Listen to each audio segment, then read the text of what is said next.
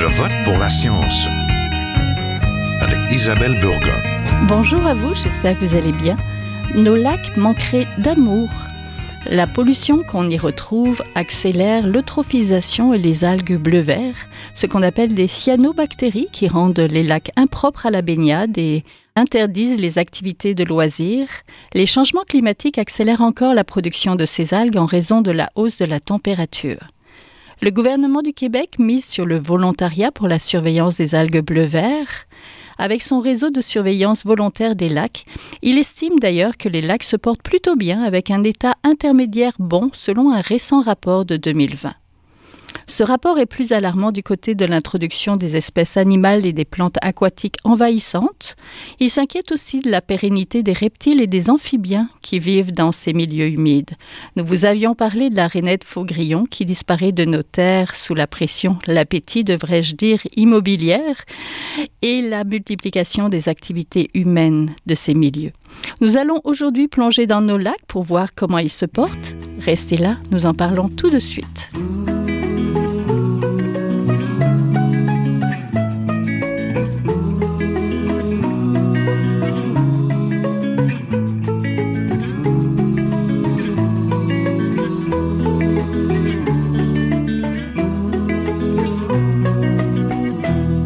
Je vote pour la science aujourd'hui. Nous vous parlons de la santé de nos lacs québécois. Je suis en compagnie de Sébastien Sauvé, qui est professeur titulaire en chimie environnementale à l'Université de Montréal. Il travaille sur les cyanobactéries et les contaminants émergents. Bonjour. Bonjour. Je suis aussi en compagnie de Maxime Ouoti, qui est coordinateur de projet en limnologie chez Agiro et docteur en biologie. Agiro, c'est un organisme à but non lucratif qui a pour mission de sauvegarder et de mettre en valeur le riche patrimoine écologique du bassin versant, lac et rivière Saint-Charles. C'est bien ça? C'est bien ça, merci. Bonjour à vous. Donc, bonjour à vous. Selon une récente étude menée par les chercheurs de l'Université Sherbrooke, près de 90% des 650 lacs québécois étudiés montrent des traces de polluants. Le récent rapport sur l'état des ressources en eau et des écosystèmes aquatiques du Québec, du ministère de l'Environnement et de la lutte contre les changements climatiques datant de 2020, est plus optimiste. Il évalue comme intermédiaire bon l'état trophique des eaux des 464 lacs étudiés par son réseau de suivi volontaire des lacs. Donc, pour commencer, comment se porte vraiment la santé de nos lacs québécois, professeur Sauvé? C'est une bonne question. Et il y a effectivement, il y a le réseau de suivi qui continue puis qui se poursuit, mais les gens ont souvent l'impression, la fausse impression qu'il n'y a plus de problème d'algues bleu-vert parce qu'on n'en parle plus. C'est vrai. Ça fait plus la une des médias. Ça avait fait beaucoup la une des médias il y a plusieurs années. Mais entre-temps, le gouvernement a arrêté de faire des suivis, a arrêté de faire des analyses. Ils n'ont pas de cas à rapporter parce qu'ils font très peu d'analyses. Et donc, les gens ont la fausse impression que le problème est réglé parce qu'on n'en parle plus, mais c'est tout simplement une volonté politique de ne pas faire de suivi systématique chaque fois qu'il y a un bloom d'algues bleu-vert. Donc, on n'a malheureusement pas une bonne information. Il n'y a pas de suivi temporel adéquat dans les sites où il y a vraiment des gros problèmes pour savoir si ça va mieux ou si ça va moins bien.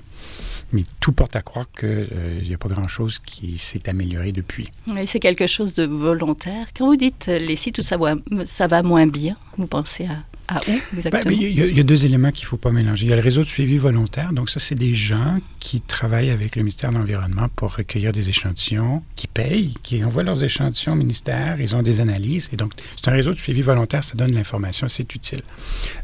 Mais si on est...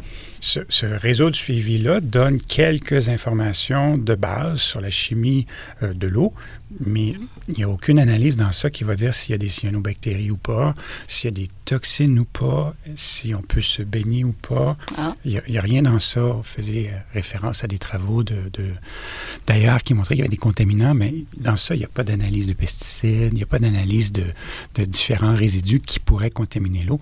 Donc, oui, c'est utile, ce programme-là, mais c'est un strict minimum pour avoir un suivi pour des lacs. C'est souvent des associations de villégiature, des gens, l'association d'un lac qui se rejoignent pour avoir un peu d'informations sur leur lac, mais ça reste un minimum.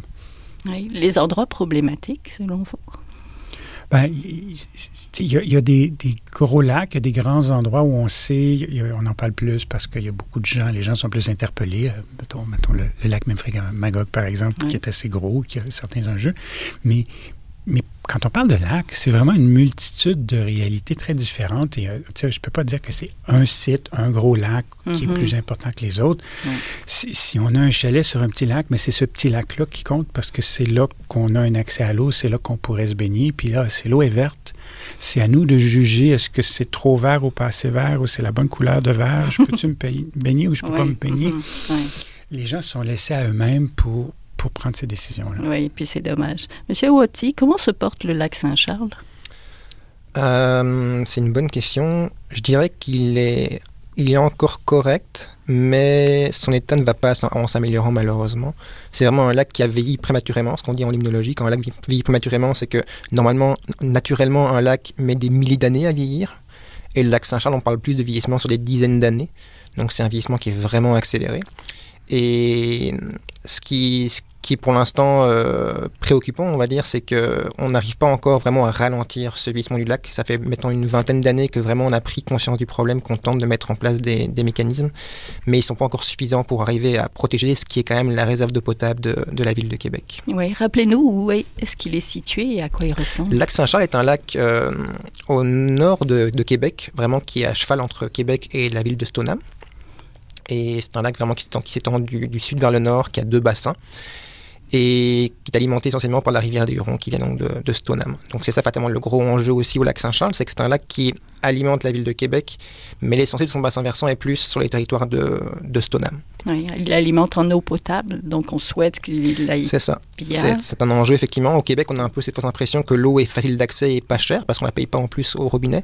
Mais dans les faits, l'eau coûte quand même cher. Et l'eau qui est facilement accessible pour pas cher, il n'y en a pas tant que ça finalement au Québec. Il y a de l'eau partout, mais là où vivent les gens, peut-être pas en suffisance pour tout le monde. Et ça devient un enjeu dans certaines municipalités, certaines villes. On commence à comprendre que l'eau, finalement, elle n'est pas aussi bon marché qu'on pouvait le penser auparavant. Entendu. Quelles sont les menaces et les enjeux majeurs, professeur Sauvé, sur justement nos lacs? C'est large, hein, mais les contaminants, j'imagine. Oui, c'est une grosse question. Les enjeux majeurs. Un des enjeux, c'est qu'on est tous un peu concernés par les changements climatiques. Oui. Et j'aime bien plutôt reformuler puis reparler de changements globaux.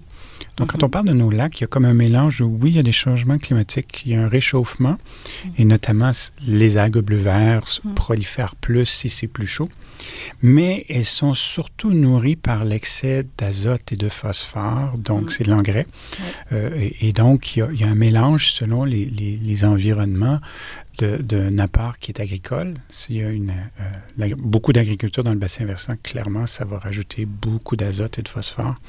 Et ensuite, ça peut être aussi des installations sanitaires individuelles plus ou moins conformes ou des stations d'épuration qui laissent aller un peu de nutriments. Donc, tout ça se combine pour rajouter une charge qui contribue à l'eutrophisation puis au vieillissement prématuré des lacs, comme on discutait tantôt, mais à promouvoir la prolifération d'algues et de toutes sortes de choses. Donc ça, c'est un enjeu certainement clair qui a des répercussions à travers toute la province. Pour le lac Saint-Charles, les 2 bassins versants, c'est quoi leurs menaces? Elles sont nombreuses. Au lac Saint-Charles, on a l'avantage de ne pas avoir d'agriculture dans le bassin versant, ou très très peu, ce qui fait qu'il n'y a au moins pas trop d'apport d'engrais. Maintenant, il y a beaucoup d'habitations sur installation septique, et beaucoup trop par rapport à la densité de résidence. C'est d'ailleurs un gros enjeu, effectivement. Je pense que l'enjeu principal, c'est d'arriver à raccorder les réseaux d'égouts, les réseaux d'égouts des villes de Stoneham et de Lac-de-Lage à celles de Québec. Ce serait déjà une grande bouffée d'air pour le lac Saint-Charles. Maintenant, il y a aussi d'autres enjeux comme l'érosion des berges, l'imperméabilisation des sols avec l'urbanisation, parce qu'on est quand même un milieu relativement urbain. Et le béton. Le béton, effectivement, et tout ce que ça implique. Donc, ça amène également un problème de gestion des eaux de pluie. Il y a beaucoup de ruissellement dès qu'il y a un peu d'orage. Beaucoup de matières qui traînaient sur les routes, sur les toitures, sont directement envoyées au lac sans filtration préalable. Et l'autre grand enjeu maintenant, de plus en plus, c'est les selles de voirie, qui sont étendues donc en hiver sur nos routes. et qui commence petit à petit, très progressivement, on se rend compte que nos lacs, nos rivières sont de plus en plus salés. Et c'est clair que ça va devenir un enjeu dans les prochaines décennies si on ne prend pas le problème à bras-le-corps dès maintenant. Oui, la pollution provoque, vous l'avez dit, l'eutrophisation des lacs. Donc, c'est un déséquilibre dû à la hausse de concentration de phosphore et d'azote. Et elle multiplie, par exemple, les algues bleu-vert, les cyanobactéries dont on parlait. Quelle est la situation concrète qu'on pourrait relier au manque de suivi de la part du gouvernement, selon vous, professeur Sauvé? Est-ce que c'est pire qu'avant, autrement dit? Pire qu'avant, je ne suis pas certain que la situation sur le terrain soit pire qu'avant. Je ne pense pas qu'elle s'est beaucoup améliorée. Il y a certainement des efforts au niveau de l'agriculture. Il y a définitivement des programmes. Il y a des agriculteurs novateurs qui font des belles initiatives, qui font des efforts. Mais tout ça n'est pas encore... Ça reste une minorité de producteurs agricoles qui vont adhérer à ça, qui vont faire les efforts. C'est beaucoup d'efforts de leur part. C'est souvent des investissements. Et même souvent qu'il y a des programmes de financement pour aider les autres à adhérer. Puis ceux qui l'ont fait d'avance ne sont pas droit au financement parce qu'ils l'ont déjà fait. Donc, il y a des petites incohérences dans les différents programmes. Donc, je dirais qu'il y a une amélioration parce que le gouvernement essaie de faire des choses. Mais comme dans plein d'aspects, la coordination à l'intérieur du gouvernement entre les différentes directions, les différents ministères, les différents programmes qui ne se parlent pas forcément. N'est pas excellent. Il y a du travail à faire dans la coordination. Tout ça, c'est évident. Monsieur Wattie, vous parliez tout à l'heure de vieillissement de lacs. Comment un lac évolue? Comment un lac, parce que c'est un milieu vivant, c'est un milieu qui est différent suivant son terreau géologique, on va dire, puis sa faune, sa flore. Parlez-nous de ce vieillissement. C'est sûr que c'est peut-être un peu caricatural de dire ça, mais chaque lac est relativement unique, comme vous l'avez dit, par rapport à plein de choses, son bassin versant, sa forme, son bassin géologique, etc. Maintenant, quoi qu'il arrive, un lac va vieillir. Et grossièrement, ça veut dire quoi? Ça veut dire qu'à force de l'érosion, que de la matière organique qui sont dans le bassin versant, que ce soit des forêts, que ce soit une plaine herbacée, peu importe, va finir par arriver dans le lac. Le lac va s'enrichir en nutriments, azote, phosphore. Naturellement, c'est un processus qui est inéluctable. Et tôt ou tard, le lac va se combler, va devenir un milieu humide. Et à la fin, on ne verra plus le lac du tout. Mais de nouveau, ça, c'est un processus qui prend des dizaines, voire des centaines de milliers d'années. Et pour des lacs qui sont, on va dire, de la région de la province de Québec, ça prend en général des dizaines, des centaines de milliers d'années. Et ce qu'on constate effectivement, c'est qu'avec l'urbanisation, l'arrivée de l'être humain, avec l'agriculture, on a une eutrophisation qui est dite anthropique ou anthropisée, dans le sens qu'elle est vraiment considérablement accélérée. Et donc, un lac peut vieillir, mettons, si j'en vais comparer là, mettons qu'un lac mettrait 10 000 ans à vieillir pour ce même laps de temps, ça prendrait peut-être 10, 20, 30, 40 ans actuellement avec l'apport des êtres humains, que ce soit par l'engrais, que ce soit par les fosses septiques qui ne marchent pas bien, que ce soit par des rejets d'eau usée, d'usines de traitement qui ne sont pas optimales pour traiter l'azote et le phosphore. Donc, c'est sûr que l'être humain a disons, un effet considérable sur les lacs parce que finalement, le lac, s'il va recevoir tout ce que l'être humain affecte dans son environnement en le laissant là, entre guillemets. Dès qu'on met un engrais dans notre jardin, dès qu'on laisse une petite fuite d'essence sur la route parce qu'on a vécu la PA1, une petite fuite à un moment donné, tout ça, à la fin, tout va finir dans les eaux souterraines et in fine dans le lac. C'est ça. Vraiment, c'est le goulot d'étranglement. C'est là que ça ramasse tous les polluants qu'on a laissés dans le bassin versant. Ils vont tous finir dans le lac. Et donc, ça, c'est vraiment important. Si on veut protéger un lac, de vraiment réfléchir à tout ce qu'il faut améliorer dans le bassin versant. Et il y a vraiment beaucoup de choses qui est à revoir et à penser vraiment dans une vision pour protéger le lac, il faut vraiment protéger tout ce qu'il y a en amont du lac finalement. Le lac, c'est un peu la ligne d'arrivée. Mais agir juste sur le lac, c'est pas suffisant. Il faut vraiment agir tout ce qui est en amont du lac. Donc c'est vraiment, ça peut des fois être des territoires énormes. Si on prend, mettons qu'on veut protéger le lac Saint-Pierre, par exemple, ça veut dire qu'il faut faire beaucoup d'efforts sur tout l'amont, donc tout l'amont du fleuve Saint-Laurent jusqu'au Grand Lac américain.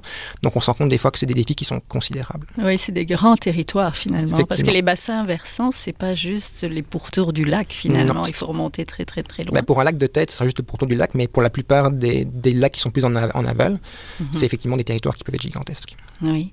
Qu'est-ce que la pandémie est venue changer, professeur Sauvé? J'ai vu que les gens, comme ils ne pouvaient pas aller hors du Québec, ils ont redécouvert un peu leur milieu naturel et donc les lacs. Qu'est-ce que la pandémie a changé? Ben, nous, dans la recherche, ça a clairement été un petit peu plus difficile. Là. Il y a eu une période... d'aller sur le terrain. Tout était difficile. Ben, il y a même des périodes où c'était difficile d'aller au labo. Mais ensuite, un élément que je retiens de la pandémie, c'est qu'on a quand même été... J'ai été surpris de voir à quel point on a pu se revirer de bord très rapidement, changer des choses très rapidement qu'on n'aurait jamais cru possible. Même les formulaires papier qui étaient sacro-saints à l'université qu'on ne pouvait pas éliminer, ben, ça s'est fait en un tour de main, puis maintenant, le numérique était bienvenu. Ben oui. Donc, au niveau de la société, j'ai été surpris de voir qu'on a pu faire des gros changements. Oui. Au niveau de nos lacs, au point de vue fréquentation, est-ce qu'il y a eu des changements? Bien, je pense qu'il y a eu peut-être des petits conflits aussi d'usage parce que tu as des gens qui ont voulu beaucoup plus en profiter, qui ne pouvaient pas aller à l'extérieur, qui sont restés sur place. Et donc là, bon, il y a différents endroits où il y a eu un excès de touristes qui n'était pas toujours bienvenu et qui n'était peut-être pas toujours... Adéquat, oui, on va dire ça comme ça. Maintenant, il y a ne serait-ce que les prix des chalets. Donc, tout le monde voulait un coin de nature. Et donc, je pense qu'il y a un bout de ça qui est lac, puis il y a un bout de ça qui est nature. Donc, c'était aussi le confinement a fait qu'après ça, on voulait un petit coin à nous. Donc, je pense que ça, dans les lacs puis dans la nature, ça a probablement aidé à réaliser la valeur ou ce qu'on discutait tantôt, là, qu'il faut en faire un peu attention. Il faut réfléchir à ce qu'on fait. Donc, je pense que ça a rajouté de la valeur à la nature, au lac, puis aux espèces d'écosystèmes, puis des bienfaits qu'on peut sortir de tout ça. Donc, ça, c'est le bout positif. Ensuite, est-ce qu'il y a d'autres choses de spécifiques de la pandémie? Oui. Monsieur Agiro, de votre côté, est-ce que ça a changé quelque chose? Puis, parlez-nous peut-être de votre travail, le travail qu'Agiro fait, finalement. Pour le travail chez Agiro, il y a vraiment plusieurs volets. Il y a vraiment un volet de, on va dire, sensibilisation, éducation du citoyen, du riverain à comment protéger la ressource eau. Oui. L'eau potable ou l'eau en général. Okay. Mais c'est sûr qu'il y a le lac Saint-Charles, une place importante, mais c'est vraiment l'eau en général dans tout le bassin versant de la rivière Saint-Charles, à Québec. Oui. Il y a aussi un aspect vraiment de conservation et de renaturalisation du bassin versant. Donc, c'est l'importance de replanter des arbres là où c'est nécessaire, de reprendre des vieux sites industriels ou des vieux sites d'enfouissement et de les revégétaliser afin de davantage protéger le lac de nouveau par rapport à tout ça. Les plantes jouent un grand rôle là-dedans. Oui. Qu'est-ce que vous plantez? Beaucoup d'espèces indigènes. On essaie d'être le plus varié possible pour qu'il y ait davantage de résilience, mais ça va vraiment de petites plantes arbustives à des gros arbres qui sont plantés en vue justement de recréer une forêt qui est la plus résiliente et la plus, j'allais dire québécoise possible, entre guillemets. Oui, dans le pourtour des lacs, c'est ça? Pas nécessairement. En fait, effectivement, il y a aussi les pourtours des lacs, là où les citoyens vivent, on les encourage effectivement à faire ce qu'on appelle une bande riveraine qui est entre leur propriété et le lac, afin de protéger davantage celui-ci du ruissellement des pluies. Mais même également, c'est des territoires qui sont plus en amont, mais un peu plus éloignés du lac, on va également effectivement revégétaliser si c'est nécessaire. Oui. Plus un bassin versant est composé de sol et de forêts, de surfaces finalement perméables qui permettent à l'eau de percoler dans le sol, plus le lac sera protégé au final de l'arrivée de polluants. Oui. Professeur Sauvé, du côté de la restauration, les bandes riveraines, c'est important. Et des fois, elles ne sont pas assez, on va dire, conséquentes, surtout dans les zones agricoles. J'ai l'impression que des fois, elles se réduisent peut-être un peu trop, parce que c'est ça, finalement, qui va jouer l'effet de filtre, si je comprends bien. Moi, je reformulerais. Il y a quelques producteurs qui ont des bandes riveraines conformes. C'est la minorité. La majorité ne sont pas conformes. Point à la ligne. Okay. Donc, très peu de... Conforme, ça veut dire quoi? Qu'ils ont la largeur suffisante. C'est combien? Je crois que c'est 15 mètres minimum, il me semble. En fait, ça dépend de la pente. Je crois que c'est 15 mètres quand il n'y a pas trop de pente, et je crois que c'est 30 mètres quand on est en situation de pente importante. Oui, ça, c'est le ruissellement, c'est ça. Ça dépend de la pente, donc ça dépend de la vitesse de ruissellement. Exactement. Oui, et bon, il y a aussi entre un individu sur son terrain puis un fermier, mais c'est un peu plus compliqué que ça au niveau des fermes, parce que oui, ça prend une zone tampon végétalisée pour éviter que tout se ramasse directement dans la rivière et qu'on soit en train de semer puis de mettre du fumier presque dans la rivière si on n'a pas de bande riveraine. Mais il faut faire attention au drainage agricole aussi. Parce que quand on réfléchit à mettre des bandes riveraines de chaque côté de nos lacs, mais que en pourtour des fermes. Si on a un drain agricole qui traverse tout le champ et qui se rend directement dans la rivière pour évacuer l'eau. On veut pas ça. Ça ne change rien qu'on ait une bande riveraine. Là. Si on a une espèce de court-circuit qui passe au travers et qui arrive directement. Donc, il faut réaménager un petit peu ces drains-là. Il faut avoir des captations de sédiments. Il faut avoir une zone végétalisée pour réduire le transfert. Puis une des façons de motiver les producteurs agricoles, c'est que quand on fait ce genre de truc-là, on récupère des sols aussi. On diminue l'érosion, on diminue la perte des sols. Tous les fermiers sont conscients que le sol est précieux puis qu'ils veulent le léguer à leurs petits-enfants. Donc c'est peut-être une des façons aussi de motiver les fermiers, c'est de travailler à protéger les sols puis éviter que les sols s'en aillent. Dans le lac ou dans la rivière. Donc, on a parlé de pollution et de rejet agricole, mais il y a aussi donc la grande fréquentation du lac qui pourrait être nuisible à la santé. Qui a accès au lac et comment on réglemente cet accès pour diminuer peut-être et la pollution et les autres nuisances aussi, je pense aux motos marines ou aux bateaux qu'on ne lave pas. Donc, c'est vraiment du cas par cas. Là. Ça dépend vraiment d'un lac à l'autre. C'est vrai que déjà il y a beaucoup de lacs où des citoyens ont décidé d'acheter tout le pourtour du lac histoire d'être sûr que personne ne puisse vraiment aller sur le lac, même si techniquement parlant il serait accessible à tout le monde, mais dans les faits il n'y a pas d'accès, il n'y a pas de chemin d'accès, donc les gens peuvent pas y aller. Les gens peuvent pas y aller, effectivement. Il y a quand même beaucoup de lacs qui sont dans cette situation au Québec, mine de rien. Des lacs où vraiment il y a une mise à l'eau gratuite accessible, il n'y en a pas tant que ça. C'est plus l'exception que la norme, on va dire ça comme ça. Et ce qui fait donc que malheureusement, les lacs, vu qu'il n'y a pas beaucoup de lacs qui sont gratuitement accessibles pour les citoyens lambda, on va dire ceux qui n'ont pas de maison ou de résidence autour du lac, ce qui fait que ces quelques lacs ont beaucoup de pression. Parce que fatalement, tout le monde se ramasse en même temps au même endroit. Si on prend par exemple le cas de la ville de Québec, le lac Saint-Charles est le seul lac de la ville qui est gratuitement accessible à tous citoyens. Partout ailleurs, soit il faut payer, soit on n'a juste pas accès parce qu'il n'y a pas de chemin d'accès. Et donc, c'est là qu'il y a un problème, c'est que en voulant protéger son propre lac de l'accès à d'autres citoyens, on fait que toute la pression va sur certains lacs qui, donc, fatalement, vont être beaucoup plus soumis à des pressions énormes de la part, justement, d'arrivées massives de personnes qui veulent pas nécessairement mal faire, qui veulent juste profiter de la ressource en eau, et c'est correct de vouloir le faire, mais c'est juste quand il y a trop de personnes au même endroit, en nombre, avec des fois aussi pas toujours les bonnes pratiques, ça crée effectivement des problèmes. Le plus facile à comprendre, bien évidemment, c'est les espèces envahissantes, dont le fameux merville épi, qui est d'ailleurs présent au lac Saint-Charles, justement, qui est présent dans pas mal de lacs où justement il n'y a pas trop de contrôle, mais en même temps c'est compliqué de mettre des contrôles parce que ça demande de l'argent, puis mais ça demande aussi surtout pas mal de sensibilisation et d'éducation du citoyen. Auprès des gens. Professeur Sauvé, l'accès au lac et cette fréquentation, si j'ai acheté une nouvelle motomarine ou un nouveau bateau, puis je veux l'essayer, puis je veux m'amuser sur le lac, là. Donc est-ce que je peux aussi brasser les sédiments? Est-ce que je peux justement contribuer à ce qu'ils se dégradent et qu'ils vieillissent plus vite? Probablement que les embarcations motorisées font des remous, font bouger l'eau. Donc, il y a peut-être une certaine contribution, mais je pense que au problème. Mais l'enjeu principal et les problèmes liés aux embarcations motorisées, pour moi, j'en vois deux. Il y a la part de Myriophylla epi, parce que c'est beaucoup plus facile de bien nettoyer un canot ou un kayak et d'avoir un bout de branche de myriophylle qui est attrapé dans le dos d'un kayak. C'est relativement pas facile, alors qu'autour d'un moteur ou dans les hélices, il y a plein de petits orifices sur des embarcations moteurs où c'est très facile. Et donc là, il y a un enjeu, il y a un enjeu qui est clair, et il y a un enjeu de bruit et de désagrément qui, là, est pas... c'est la pollution sonore, si on veut, là, mais c'est pas un enjeu de qualité de l'eau.